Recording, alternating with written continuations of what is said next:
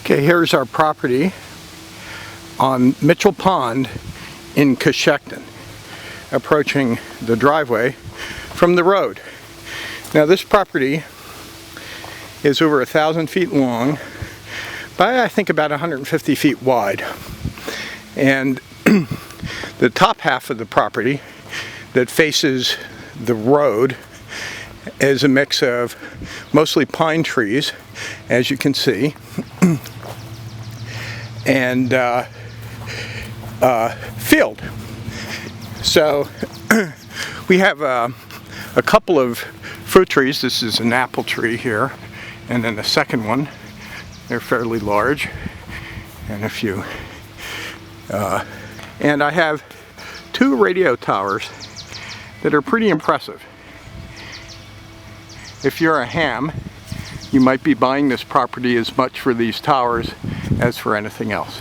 And if you're not, then I would certainly take these towers down for you if you don't want them. The property has 2 homes on it and a detached garage. So one home, which is an A-frame, is our guest house, and that's the one that I use with my amateur radio station as well. The second home is a 2-bedroom, 1-bath house with a deck that is the main house that we use. So both homes are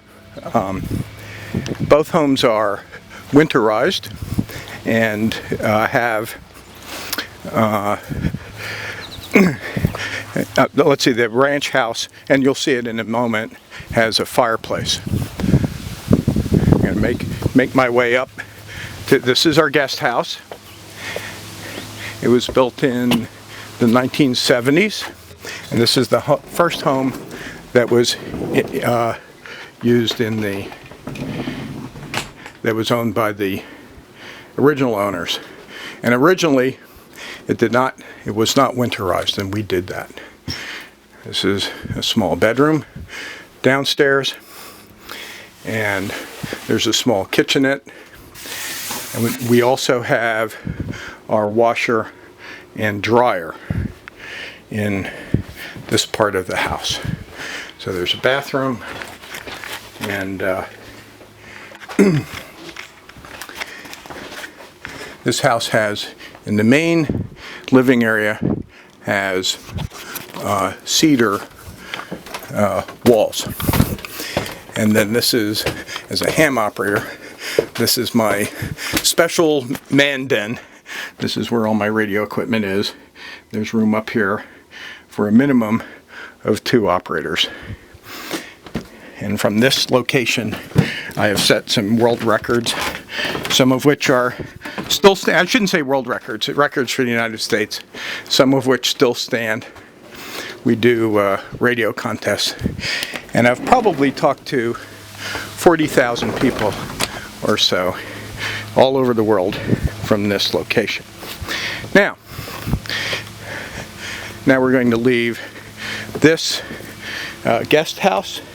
We're going to go down these stairs. We're going to make our way into the main house.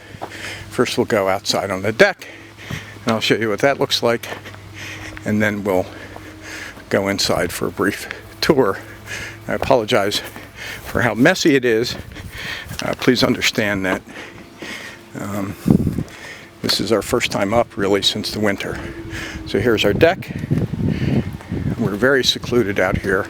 We're facing into the woods, and this house is built right at the edge of the woods. And then there's a walk. There's a walkway. We'll head down to the pond. The home also has frontage on about a 50-acre pond. That's pretty nice for fishing. It has private access. There's no public access to this pond. Okay, so again, as I say, apologize the mess, but this is our house. It's fairly accommodating. There's a wood burning stove. That's our little computing center. Big pile of furniture where we have our futon, a bunk bed, fold out couch, and then here's the main bedroom, and here's our bathroom. So, as I say, it's a small house, probably 650 square feet.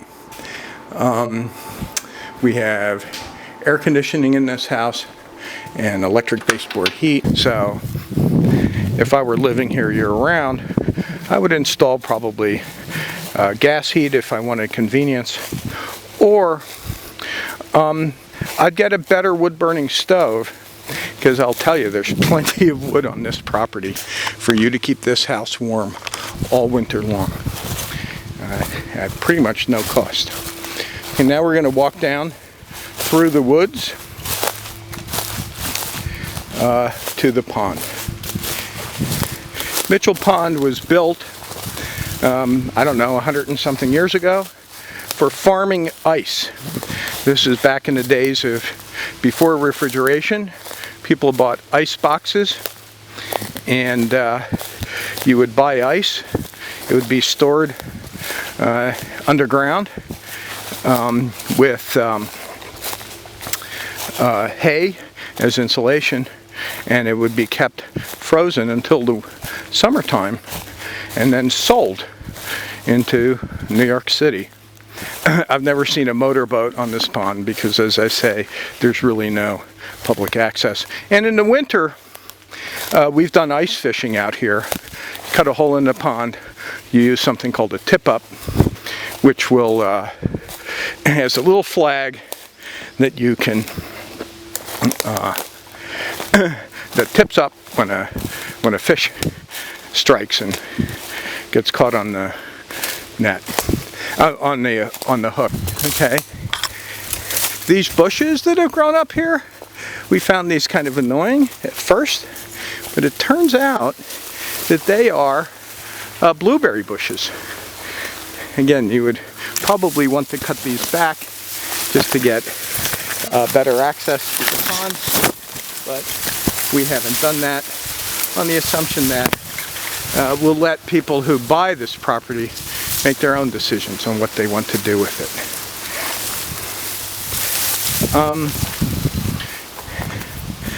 Okay, here we are. This is sort of the open area before the pond, and interestingly, you know, we've had this property for 25 years, and so it's been interesting to watch it mature. You might want to dredge this little access way. Again, that's something we had kept dredged so that we could walk out here on the left and access with a canoe on the right. But anyway, we've been very fond of this place, and we'll hate to see it go.